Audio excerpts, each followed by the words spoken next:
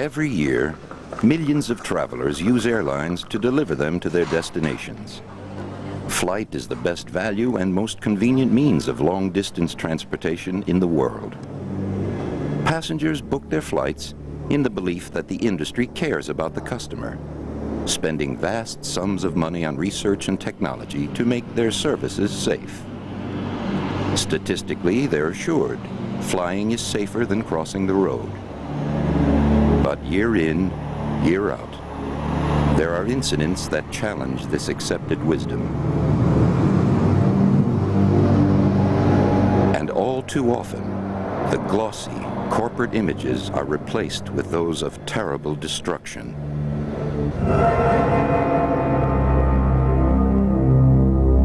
Safety standards throughout the world differ greatly.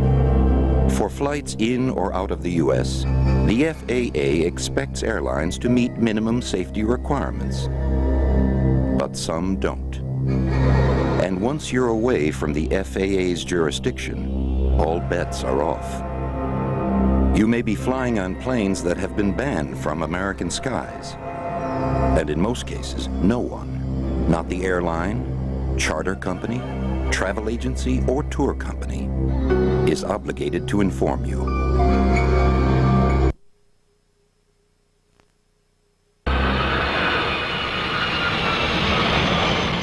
Air accidents are meticulously investigated and documented. With so many lives and such huge profits at stake, every last detail is minutely examined and correlated. In most disasters, there's a chain of factors that combine to cause the tragedy. But the most common factor is air crew error. Air crew, or cockpit error, is responsible for nearly 3/4 of all civil aviation accidents worldwide. The European-developed Airbus A320, the world's first fly-by-wire airliner, was launched with a fanfare of optimism. In June of 1988, one of Air France's first fully operational A320s took off on a demonstration flight, loaded with 130 excited passengers. First, it had to make a flyby for an air show crowd at a nearby airfield.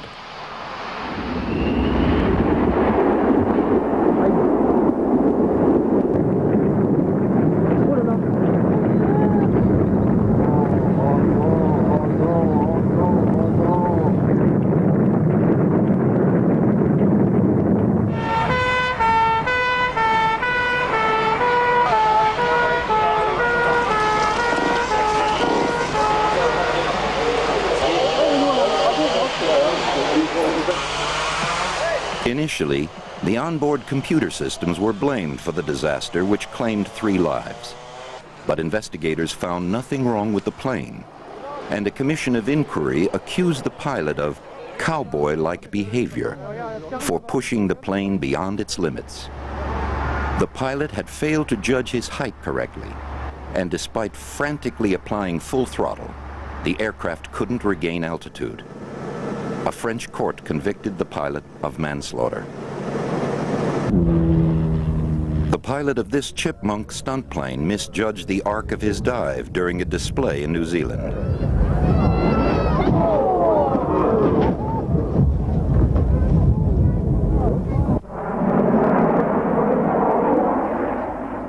Halfway through an intricate display at this 1993 military exhibition in England, a small miscalculation by these 2 Russian pilots resulted in a spectacular example of pilot error.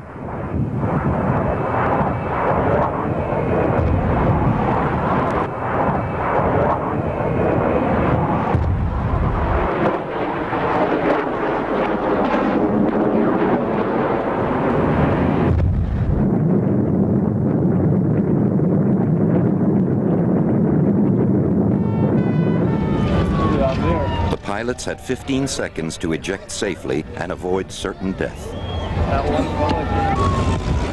I got it.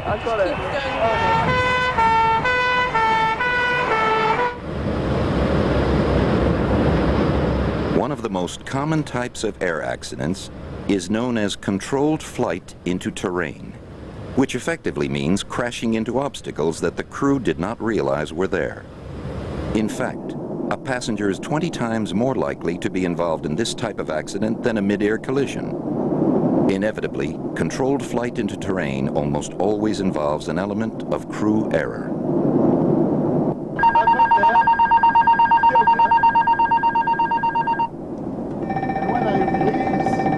To help reduce the incidence of aircrew error, most modern airliners are equipped with flight management systems, which navigate the aircraft between strategically positioned beacons along the flight path.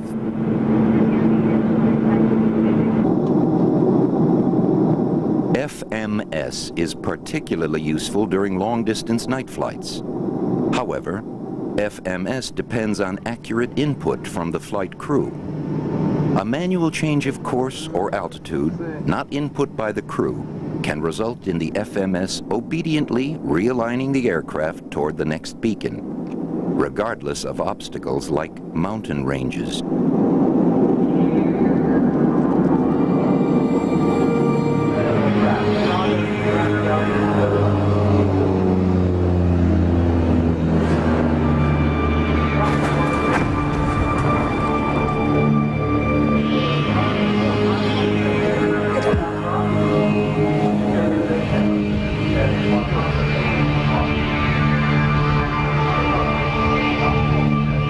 Snow, ice, and fog conspired to cause this airliner to skid off the end of the runway.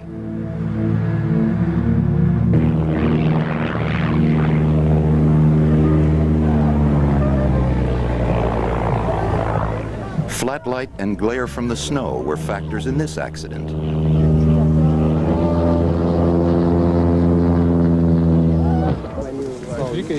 Weather is frequently listed as a cause of accidents, in that the weather was bad at the time, and the accident probably wouldn't have happened had the weather been good. Loss of control of an aircraft due to mechanical failure like this jammed rear helicopter rotor is one of the greatest tests a pilot can face.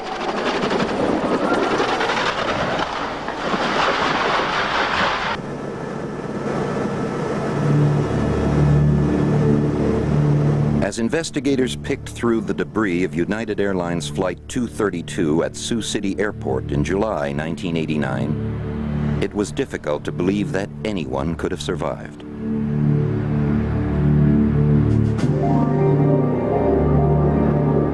The DC-10 had suffered total hydraulic failure, which meant that the pilot had no control of the systems that slow and guide the plane.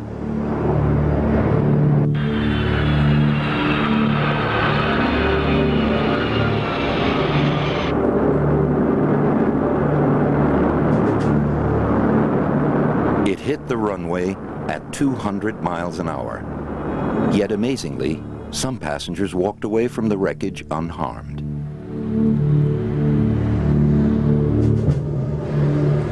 "184 of the 296 people on board survived, a miracle credited largely to the skill of the pilot, Captain Al Haynes.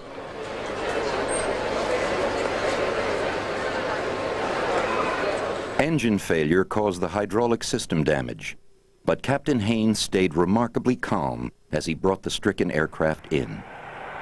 I have serious doubts about making the airport.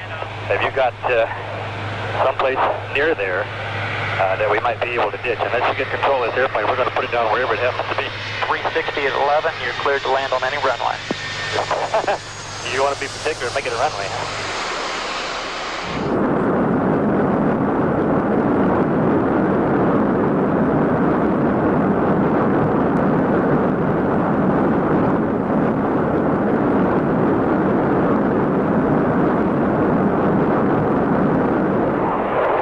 This Swedish fighter, losing control over Stockholm, was designed to be Europe's premier strike aircraft.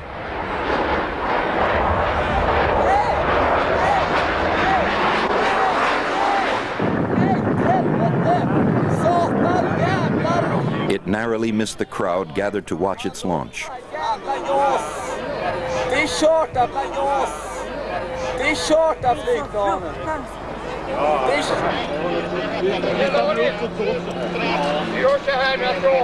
As the test pilot, Lars Radestrom, ejected, The high-tech aircraft turned into nothing more than an expensive bomb. Radestrom had crashed in the prototype jet 4 years earlier.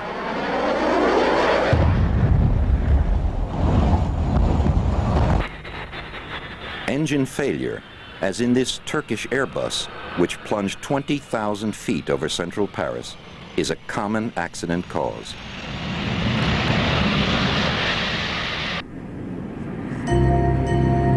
Engine fire is inextricably linked to engine failure, but often is more cataclysmic, as ruptured fuel lines can spread flames to the airframe with devastating speed.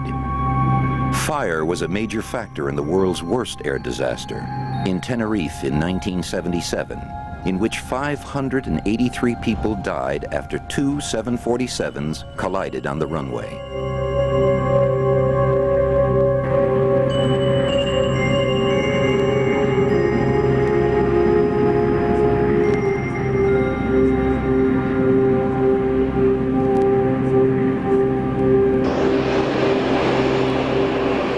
Passengers watched in horror as the engine of this Boeing 747 caught fire during takeoff.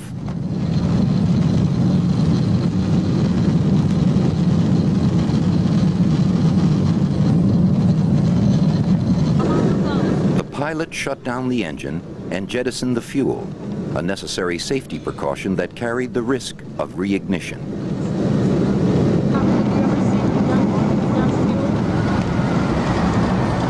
On landing, the passengers' gratitude was self-evident.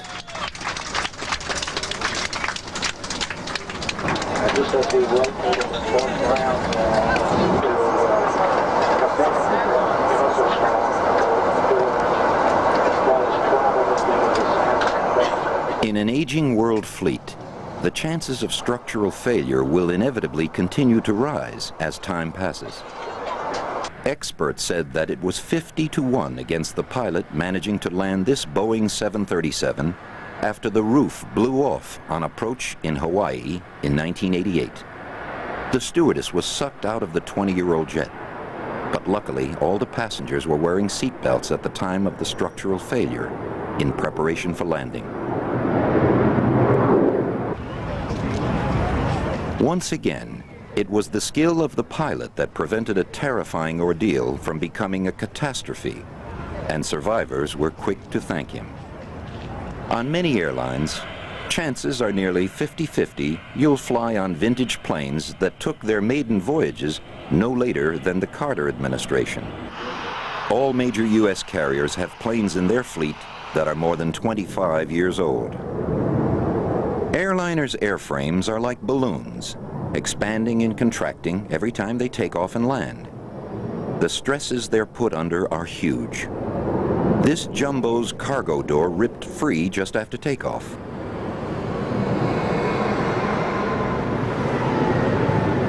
Investigators discovered an 8-inch hole in the roof of this TriStar.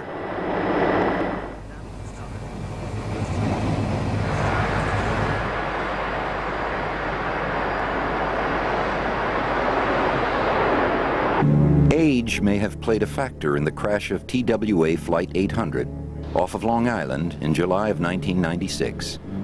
An explosion in the center fuel tank of the 25-year-old Boeing 747 caused the plane to break apart, sending all 230 passengers and crew to their deaths.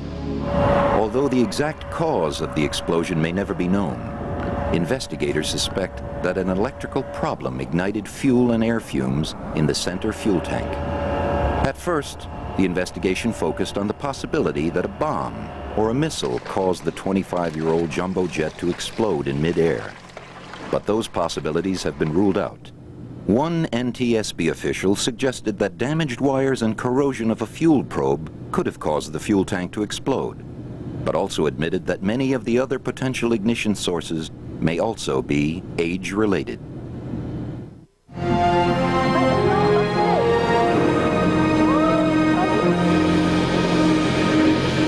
Coming up, a close look at some causes when Air Disasters returns on TLC.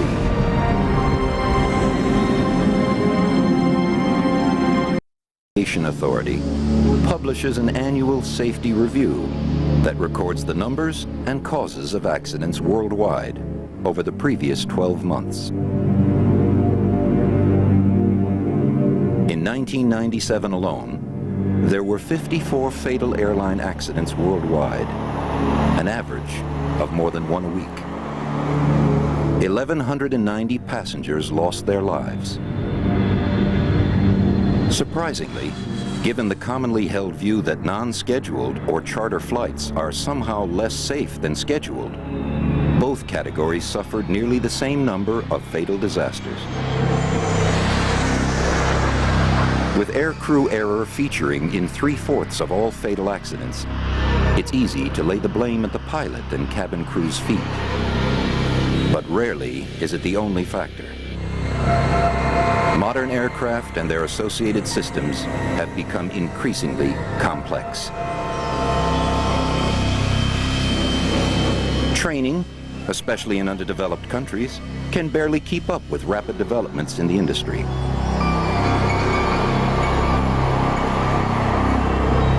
Other common causes for accidents include runway incursions, which are usually caused by airport vehicles interfering with aircraft as they land or take off. Even without that interference, half of all accidents occur during approach and landing.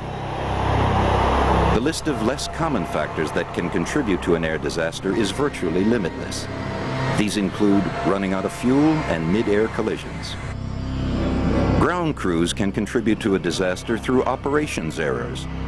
In one instance, a plane was filled with the wrong type of fuel. Hangar mistakes are often not listed as causes until late in investigations, so any resultant accidents could be recorded as aircrew error.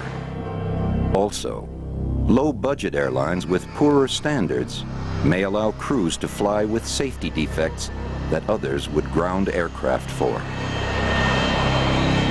Subcontracting of labor is a common money-saving strategy used by airlines and was a factor in the crash of ValueJet Flight 592 in May of 1996.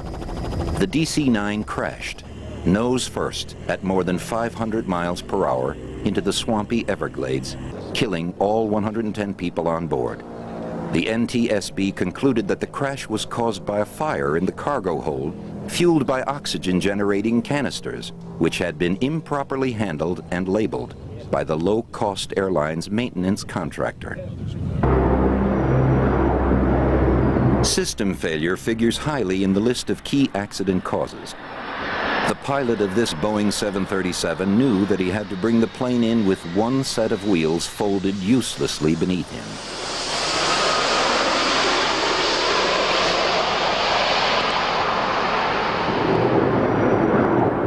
At the last minute, he aborted.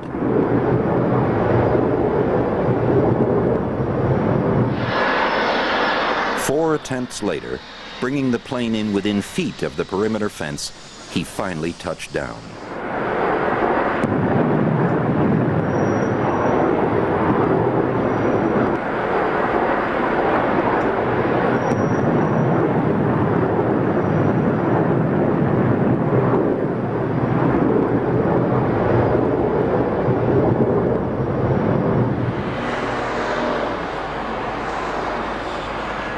All the passengers escaped, extremely shaken, but unhurt. Even hijacking is listed among the causes of airline crashes. November 1996. A startled tourist captures the scene as a hijacked Ethiopian jet with 175 people on board crashes into the water off the Comoros Islands in the Indian Ocean. Only 50 survived the hijackers' forced suicide pact. During the 4-hour ordeal, the plane lost an engine and its communications. One of the hijackers, bolstered by a bottle of whiskey, decided to fly the plane himself. As the crippled jet ran out of fuel, the pilot, who had been hijacked twice before, and the co-pilot, who had been bludgeoned with an axe, wrestled back control to lift the sinking airliner over a hotel and into the shallow water.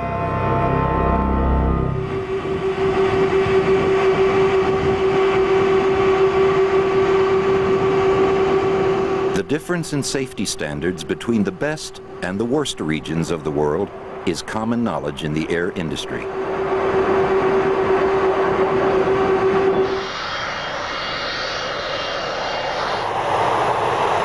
According to industry data, the region with the consistently worst safety in the world is Africa, followed closely by Latin America and the Caribbean. Next comes Asia, China, the Indian subcontinent, Eastern Europe, and the CIS former Soviet states, which are significantly worse than they were as the USSR.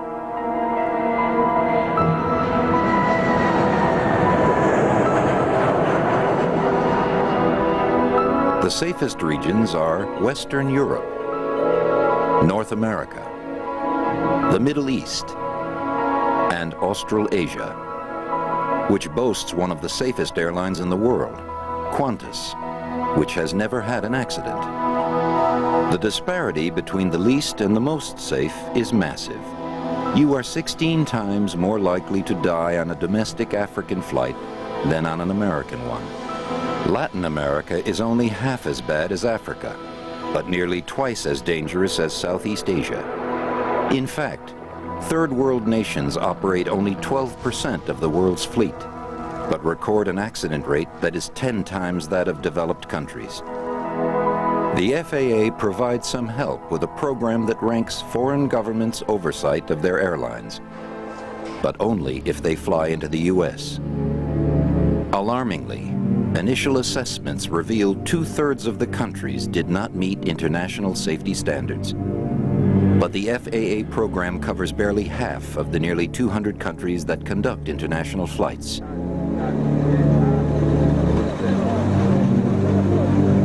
There are no laws that require countries to disclose their airlines' safety records. Eject, eject! Coming up, a look at the military when Air Disasters returns on TLC.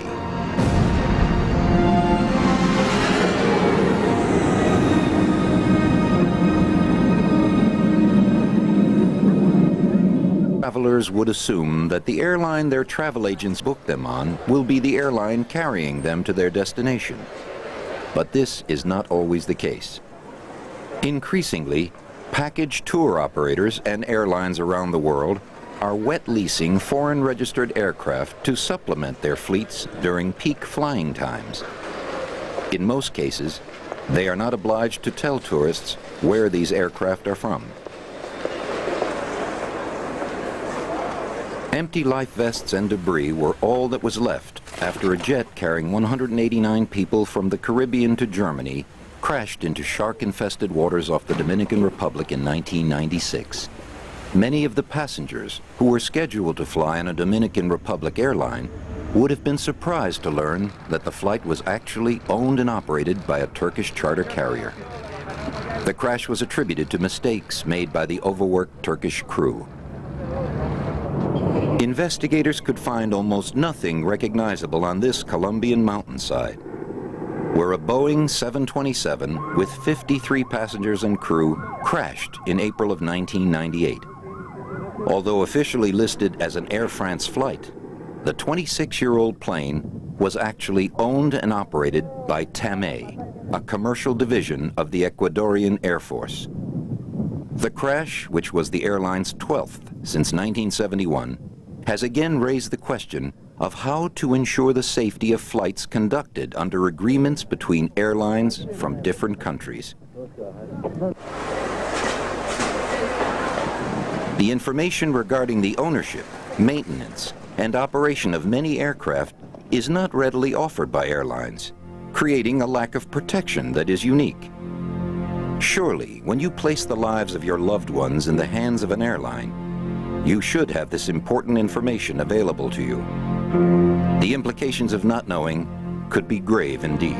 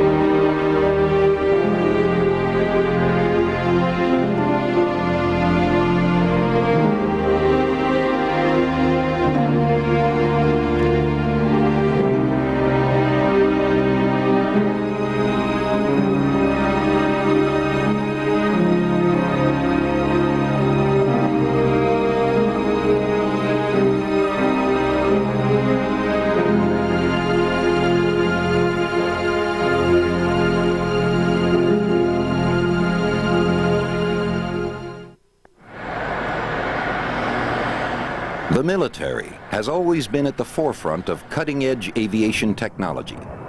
Western experts said that this Russian Sukhoi performed maneuvers that were aerodynamically impossible.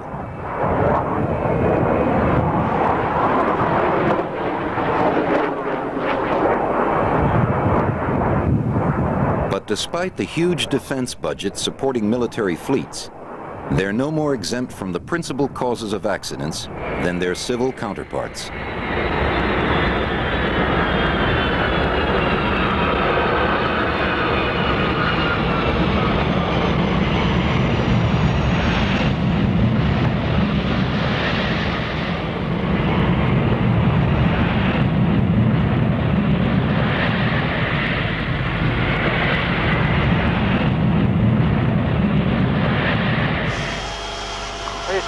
Down goes forward.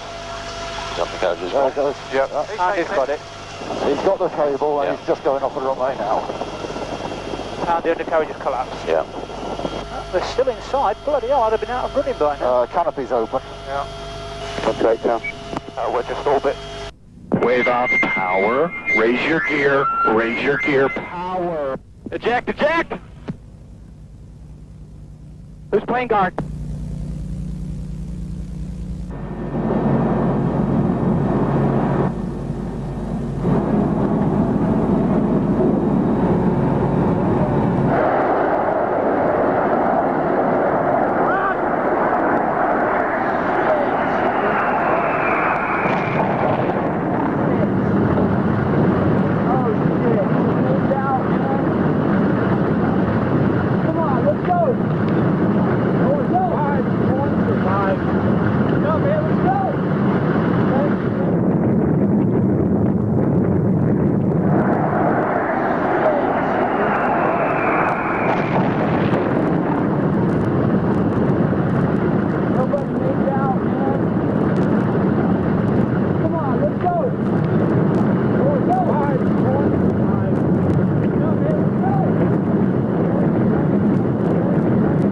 In 1991, the crash of this F-22 stealth fighter prototype caused serious concern in the Pentagon, where its multi-billion-dollar development fund was authorized.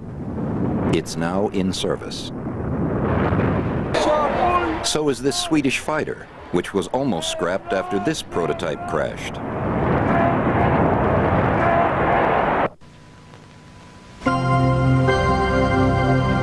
With such a high price in human and material terms, it's no wonder that the military place great stock in exhaustive research and testing, a practice both envied and utilized by the civilian industry.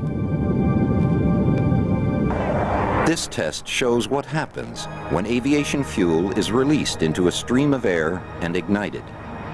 It forms a fine mist, which burns incredibly easily and fiercely. Fire like this is the most common cause of death in survivable air crashes. In 1984, 2 fully fueled World War II-era planes were test crashed. The second aircraft's fuel contained a coagulant fuel additive designed to turn to gel when agitated, which would dramatically reduce the spread of fire.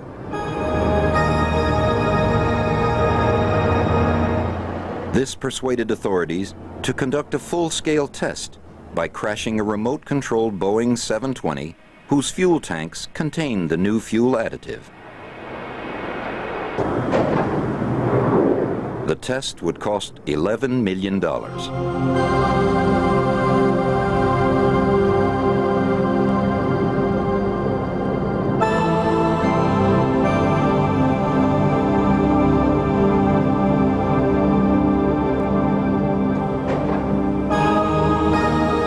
Aviation authorities also took the opportunity to place on board 64 test dummies, some wired to monitoring equipment, to investigate the effects of crashing on humans.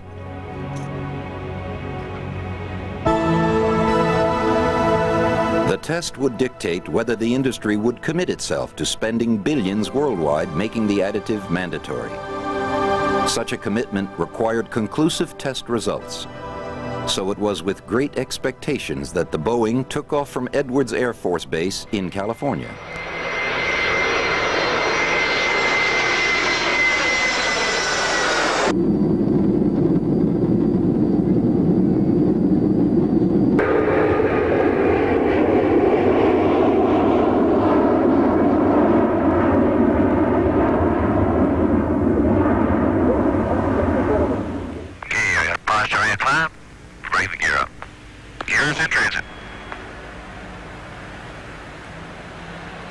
Coming.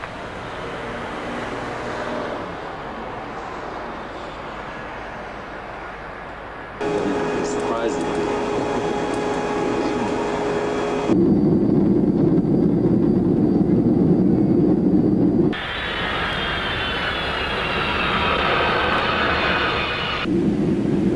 500.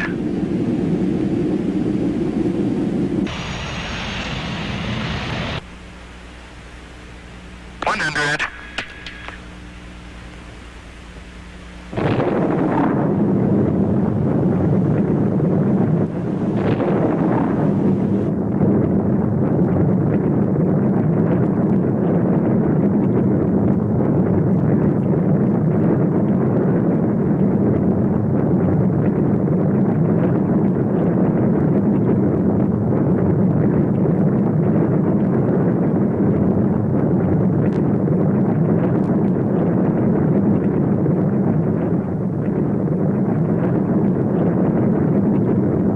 Not the desired non-combustible result.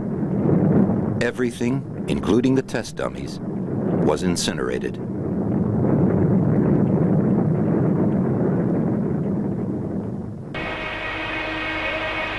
The industry has been conducting research into the safest seating positions for years.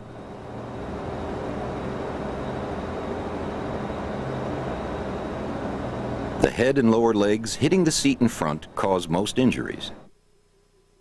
As a result, the recommended brace position was changed. But some experts argue that rear-facing seats would reduce the risk of serious injuries substantially. But airlines vetoed them, citing studies that showed they could cause confusion in evacuations. Runway overshoots occur frequently. 5 people died on this Boeing 737 in New York.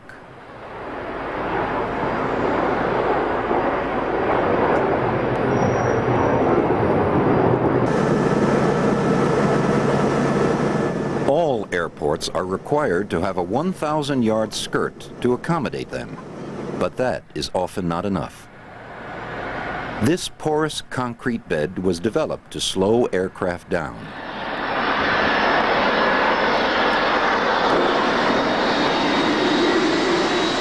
But it would cost billions to install in every airport.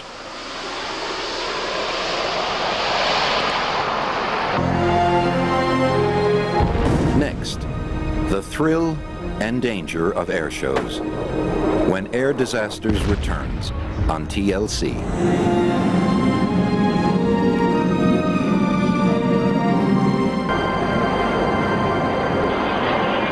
Air shows are a marketplace for the industry to present its wares. They also attract the public by the thousands. Everyone enjoys the thrills as pilots push aircraft to their aerodynamic limits. Organizers of such events have tried to ensure public safety while accommodating the industry demands of this highly competitive arena. But with increasingly intricate aerial displays, accidents do occur.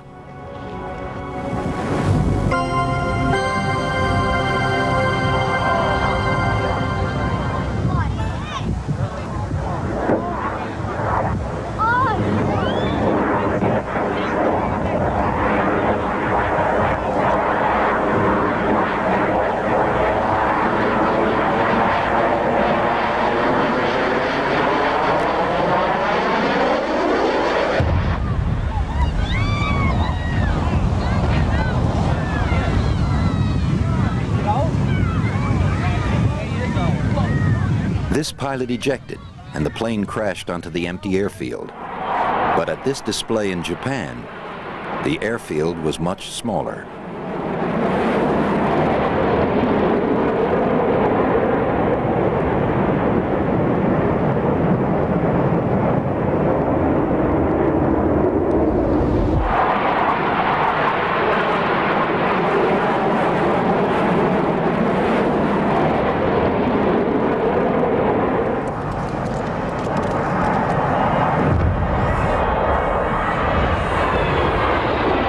The jet struck a house, killing 11 people.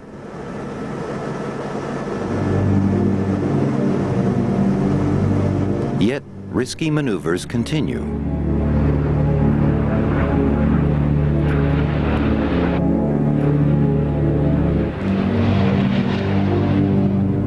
Years later, at a display in Germany, 3 jets from an Italian stunt team collided in midair over a crowd of 300,000 stunned onlookers.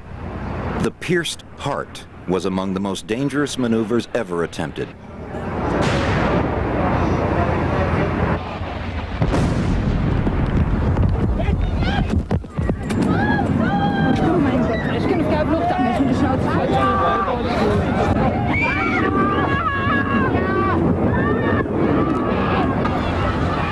The result, a deadly fireball careens through the panicked spectators, killing 70 and injuring more than 100 others.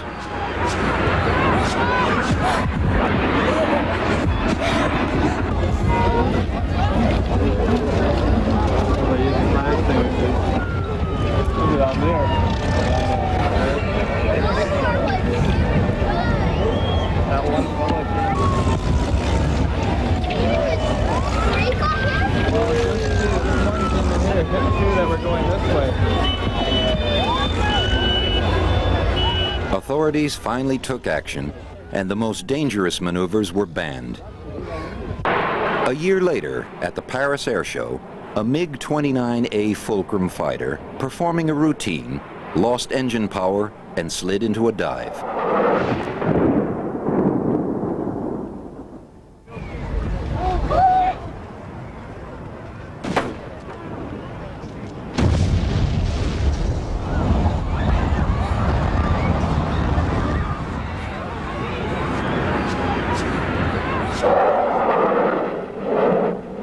The pilot ejected just feet from the ground, but was conscious and able to speak.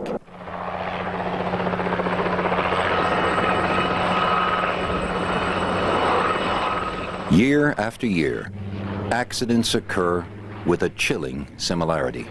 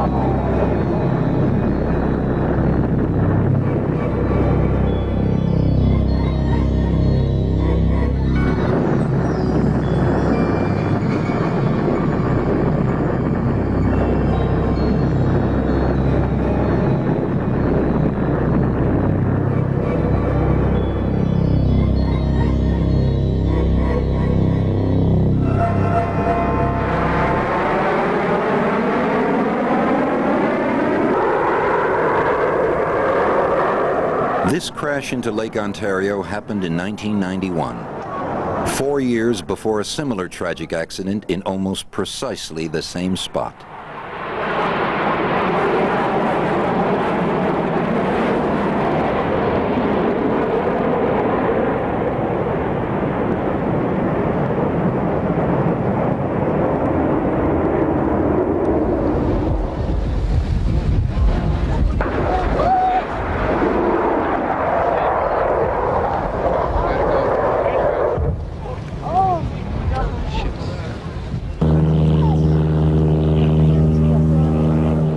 At this air show in England, a sad but familiar scenario unfolded.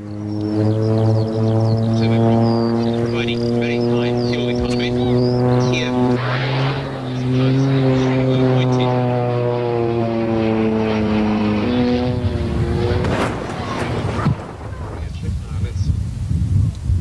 Turn to the static. The show's emergency services were criticized for taking 6 minutes to cross the runway and attend to the accident.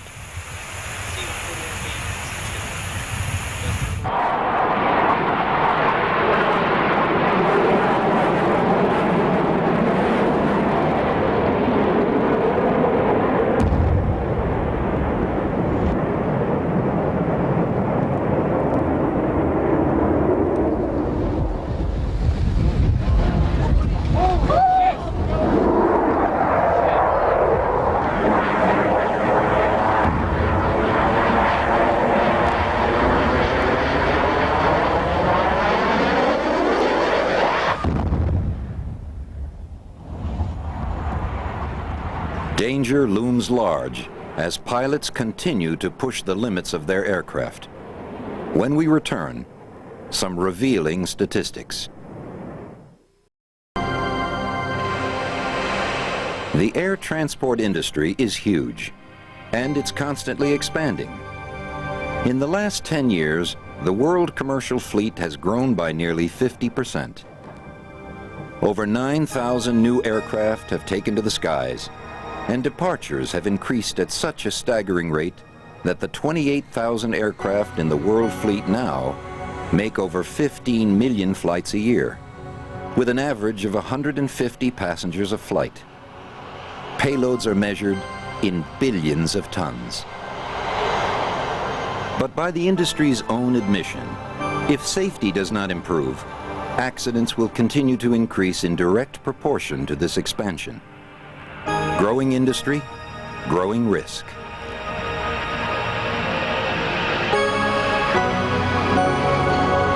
In just the past few years, world aviation authorities have begun to take steps to attack the major causes of airline disasters. But even if the cause of disasters can be reduced, the rapid growth of the industry will assure a growing rate of fatalities. There are bright signs, however.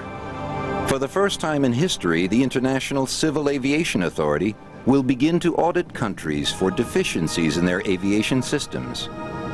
And in the U.S., the FAA has recently instituted numerous new safety rules and programs to reduce the most common types of air disasters. But only time will tell if these measures can slow the growing annual roll call of fatalities. And the question that will continue to be asked is, are these efforts enough? Especially at a time when the airlines are reaping record profits. Against this complex background, the risks we all face are very real. And the answers to questions about the ultimate safety of our skies are still far out of reach.